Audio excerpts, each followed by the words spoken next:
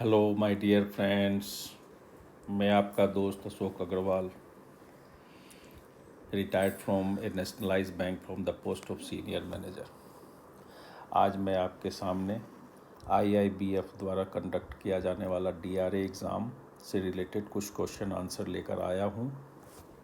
मेरा पूरा प्रयास रहेगा कि ये क्वेश्चन आंसर क्यों ऐसा हो रहा है, इसका आंसर ऐसा है तो क्यों है, और नहीं है तो क्यों नहीं है, ये पूरे विस्तार से उसको कंसेप्ट क्लियर करते हुए आपको समझाने का मेरा प्रयास होगा। आप ध्यान दे करके सुनेंगे, आपके परीक्षा में आने वाले डीआरए एग्ज़ाम में आपकी सफलता की पूरी गारंटी है। आइए दोस्तों, number question 1, principal functions of banks are a accepting deposits, B lending and investing, C non-fund business and remittance, D all of the above। Correct answer यहाँ है D, all of the above. जैसा हम लोग सबको ही जानते हैं, bank deposit accept करता है कस्टमर से, पब्लिक से डिपॉजिट लेता है, उस डिपॉजिट को लोन के रूप में पब्लिक को देता है। तीसरा, non fund business and remittance. Non fund मतलब एजेंसी सर्विसेज, एंसिलरी सर्विसेज का काम भी करता है। ये तीनों काम करता है बैंक, इसलिए इसका आंसर है ऑल ऑफ द एबव। आप लोग यहाँ थोड़ा कंफ्यूज किए होंगे, हो सकता है। Non fund business, non fund business मतलब बैंक का जहाँ अपना कोई फंड नहीं लगता है। जब बैंक डिपॉजिट लेता है तो फंड आता है, लोन देता है तो फंड जाता है, यानी मनी का मूवमेंट होता है। बट जब बैंक एजेंसी से रिलेटेड काम करता है तो उसमें उसको किसी फंड की ज़रूरत नहीं होती है। आप बैंक में पैसा जमा करते हैं कि ये पैसा मेरे भाई के, मेरे बेटे के अकाउंट में फलाना जगह आप अकाउंट में ट्रांसफ़र कर दीजिए। आपका चेक कलेक्शन कराता है, इसमें बैंक का अपना कोई फंड इन्वॉल्व नहीं होता है, इसलिए इसको नॉन फंड बिजनेस भी कहते हैं। इसलिए आंसर है डी। दूसरा, payment banks can accept deposit. Payment bank भी एक तरह का बैंक है, पर इसके फंक्शन के ऊपर में आरबीआई ने कुछ रिस्ट्रिक्शंस लगाए हुए हैं। आइए देखते हैं। A, of any type and without any ceiling. B, term deposit only. C, demand deposits only but there is no ceiling, कोई लिमिट नहीं है। D, demand deposits having balance not exceeding ₹2 lakh per customer. Correct answer is D. यहाँ correct answer D है। एक payment bank केवल demand deposit ले सकता है। डिमांड डिपॉजिट माने करेंट अकाउंट या सेविंग अकाउंट में पैसा ले सकता है, वो भी पर कस्टमर 2 लाख रुपया।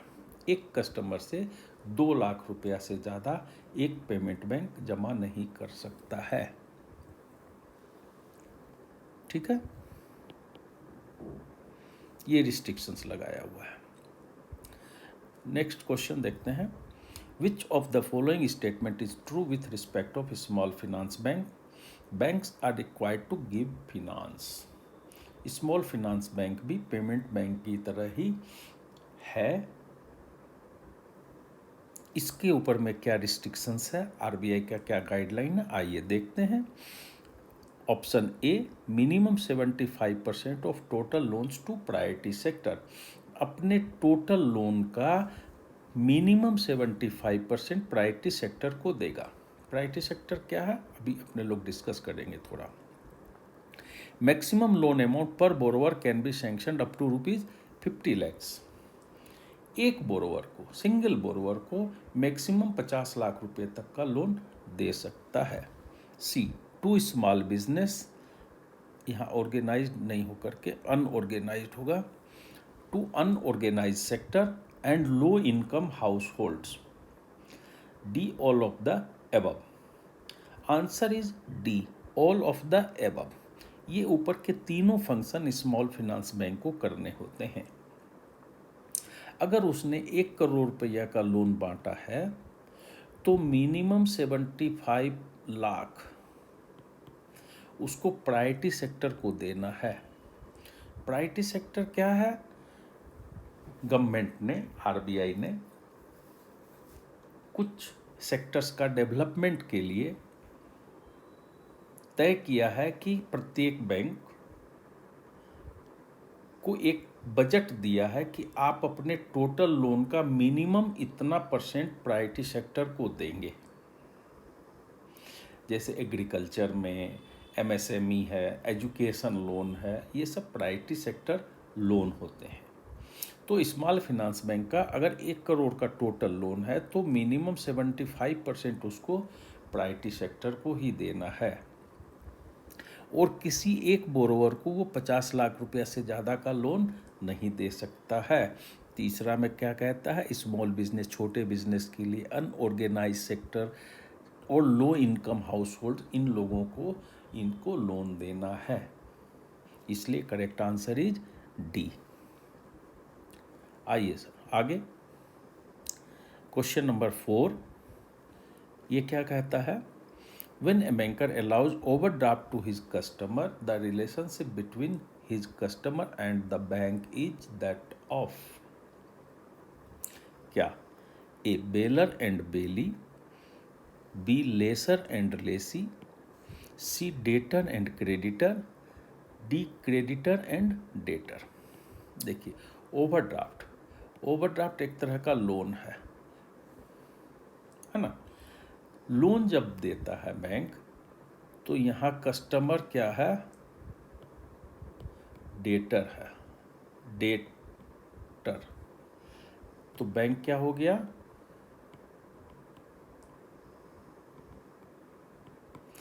क्रेडिटर। लेने वाला डेटर, देने वाला क्रेडिटर। बैंक दे रहा है तो बैंक क्रेडिटर है, और कस्टमर ले रहा है तो वो डेटर है। Right answer is C, debtor and creditor. Customer debtor है। Question number 5।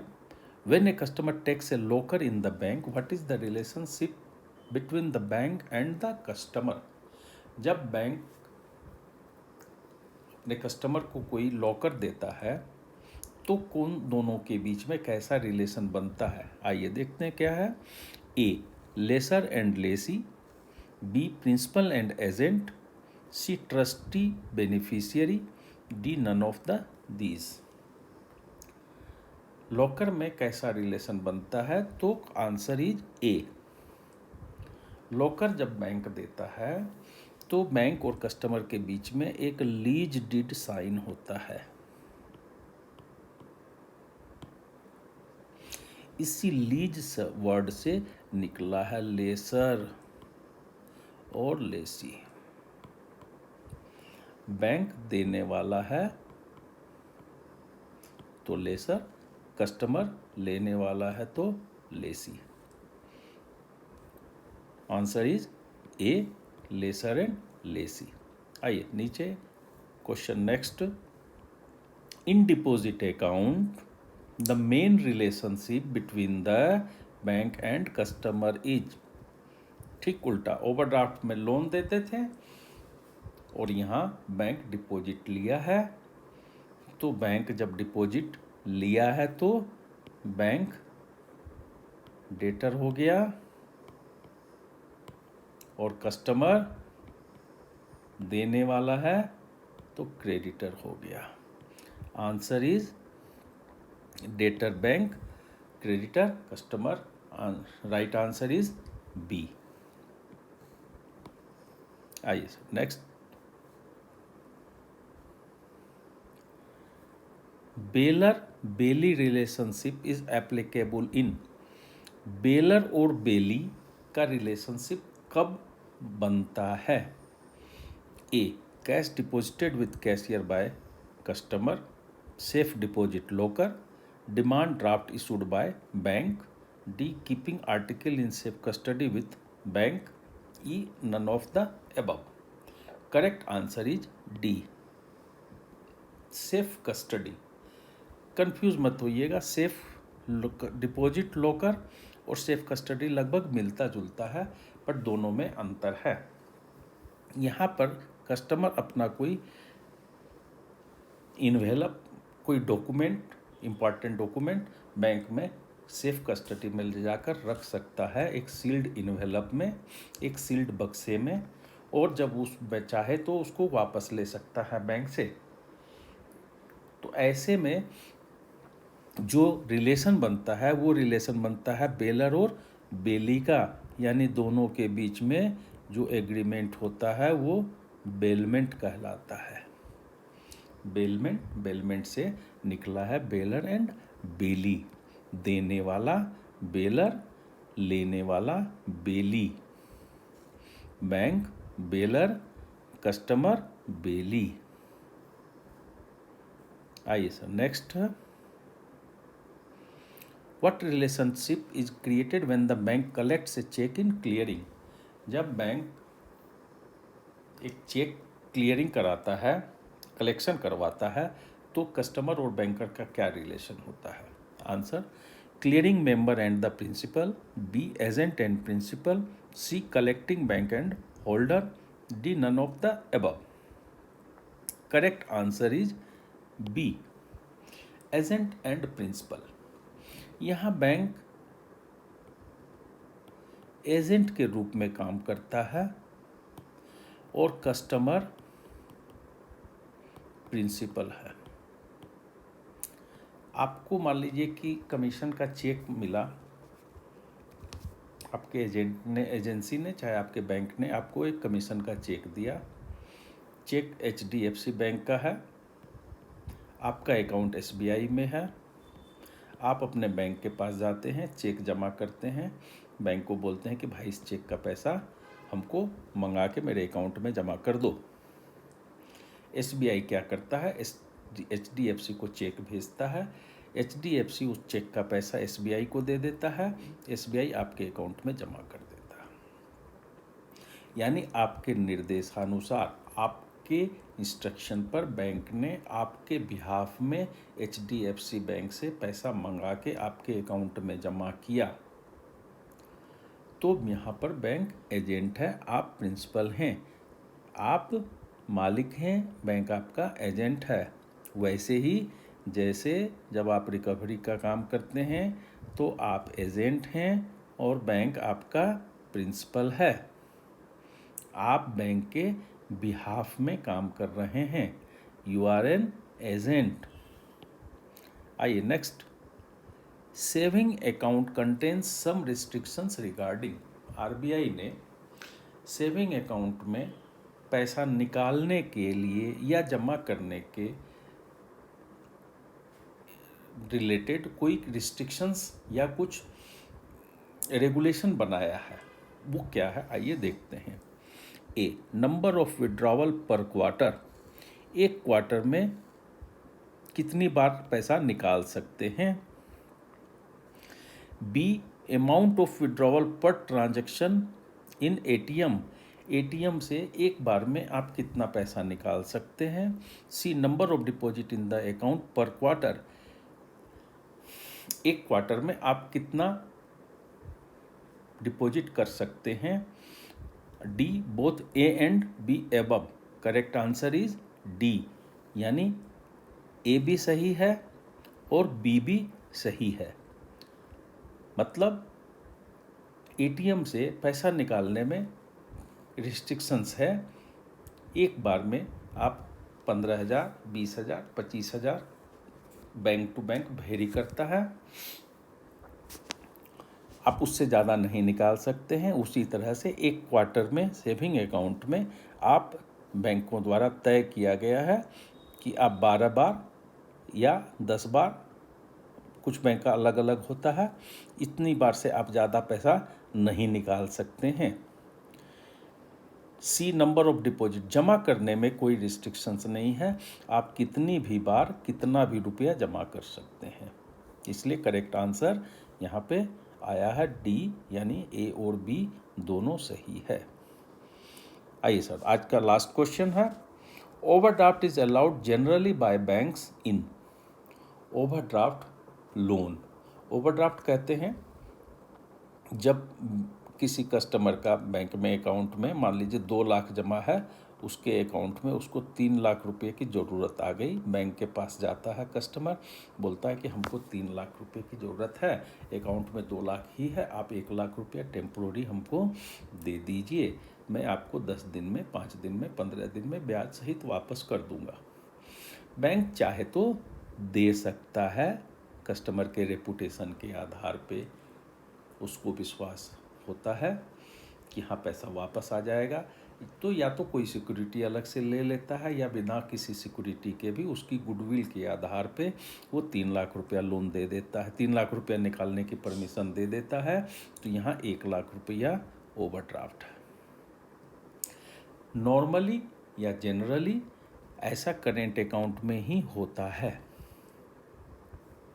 सेविंग अकाउंट में भी होता है, अगर प्रधानमंत्री जन धन योजना में ओवरड्राफ्ट की सुविधा 10,000 रुपये की है, पर जब तक आपसे स्पेशली नहीं पूछा जाए पर्पसली, तब तक आपका आंसर हमेशा करेंट अकाउंट ही होगा। ओवरड्राफ्ट हमेशा करेंट अकाउंट में ही बैंक देता है, जनरली या नॉर्मली। तो दोस्तों, आज यहीं पर ख़त्म करते हैं। मेरा विश्वास है कि आप लोगों को क्वेश्चन आंसर समझ आया होगा, आप लोगों को अच्छा लगा हो चाहे ख़राब लगा हो। आपसे रिक्वेस्ट है कि कमेंट बॉक्स में कमेंट ज़रूर करेंगे, और आपका मन करे, दिल करे तो आप लाइक और सब्सक्राइब कर दें, अपने फ्रेंड्स को भी बताएं, वो भी इनका फ़ायदा ले। आपके एग्ज़ाम के पर्पस से बहुत ही इम्पॉर्टेंट क्वेश्चंस मैं और भी लेकर के आऊँगा अपने नेक्स्ट वीडियो में। तब तक के लिए bye bye, all the best, thank you.